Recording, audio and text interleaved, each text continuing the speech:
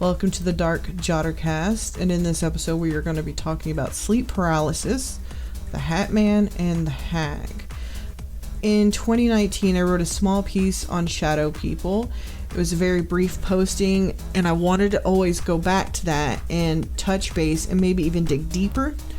The shadow person phenomena is more common than one might be led to believe, and the feeling of falling asleep or just waking up suddenly turning into fear as you realize you're being watched. Unable to flee or investigate, a secondary realization hits. You are paralyzed and you cannot scream.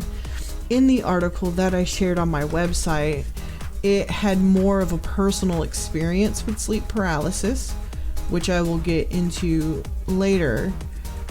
It is indeed scary, but it has a scientific explanation. But what science cannot explain is all the eyewitness testimony of those that have seen shadow people while fully awake, or even the inability to scream when they appear. A shadow moves across a far wall with no explanation, which would lead many down a sequence of logical rationalizations. Maybe somebody was outside and cast a shadow. Maybe I'm just getting tired, or maybe even it was the dog. Whatever one may tell themselves, they still cannot explain the Hat Man or the Hag.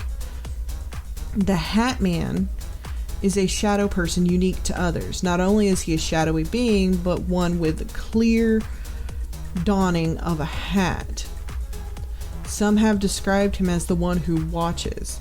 He is blamed for the inability to move, and with one encounter was described as even having red eyes. He lurks in the corner, never speaking, never moving, but always watching. Some even have come to believe he is the bringer of nightmares and isn't just a shadow person, but the shadow person of all of them. The Hat Man is not alone, as horrifying as he is alone. He has a counterpart, a female counterpart known as the Night Hag, and her history dates back farther. She too is commonly associated with sleep paralysis. For some, she is even more dangerous. While the Hat Man will just lurk, she has been connected to everything from the sleep paralysis and sleep disturbances to even strangulations of the sleeper. In Moroccan culture, she is called Burrata, a demon that presses and covers the body of the sleeper so that they cannot sleep or move. The Night Hag pops up in American history as one of the many things reported as happening during the Salem witch trials. In Newfoundland, she is called the Old Hag and can be summoned by a third party as a curse on another. All that is just a brief touching of where she has popped up. She is indeed a legendary monster in her own right. Sleep paralysis is scientifically explained as a state associated with the inability to move, which also recurs while we rest. Whether just waking or just falling asleep, our bodies go into a transitional period. It is linked with sleep disorders and can be affect up to 8% of the general population, but some dismiss that claim. At one time, researchers described this state as a state of nightmares, since it only can last for a few seconds or a few minutes, a brief period that may feel much longer for those suffering.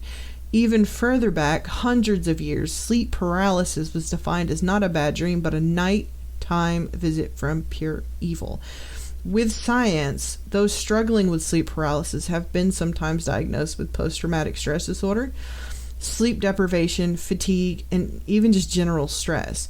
There is also support that bipolar disorder or even schizophrenia can play a factor in having sleep paralysis. Now, this isn't for everyone, but in some cases.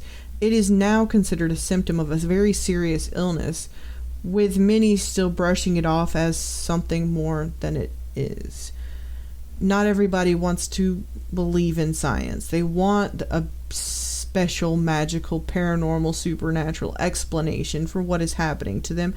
But in many, many cases, science can disprove or even explain some of these things. For me, I had I've had sleep paralysis, and it's due to several things, from my PTSD, my complex PTSD, to just the way I sleep, since it's so erratic, and I spend many days just tired. If I doze, it could happen. It's not that often. There was a few times it happened in 1 year, several years ago, but I really haven't had it since. My family actually thought I was having a seizure. Like I was having a seizure in my sleep, because I was trying to move and struggling, and I couldn't talk, and I could look around and I could hear, but I was not awake. I went to the hospital, and when I went to the hospital and I explained what had happened, and they did all their tests on me, and I was not on drugs. I don't do those. I wasn't drinking. I wasn't doing anything. This was the first time I'd actually heard a professional tell me it's sleep paralysis. It is very scary as somebody who has gone through it.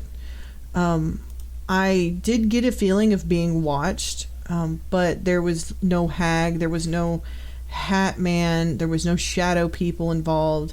I was literally laying there and woke up and then realized I couldn't move, I couldn't speak. I could hear. It's just really scary when you think you're moving and you're not. It's like being trapped or jailed in your body almost. I have seen videos on YouTube of others suffering from it, and it's horrifying. You know that person is suffering. But I'm safe. I'm okay. I do not have schizophrenia or bipolar, so those things don't apply to me. But I do have the PTSD. I am under a lot of stress sometimes, and I am very sleep deprived, and I'm lucky to get sleep because of my insomnia. I do encourage you always to do your own research, see what you can find. I do the research so you don't have to, but don't just come to my podcast and just take what I am saying. Do your own research. Find out for yourself. Maybe I've missed something. I'm sure I've mispronounced things. But have a good day.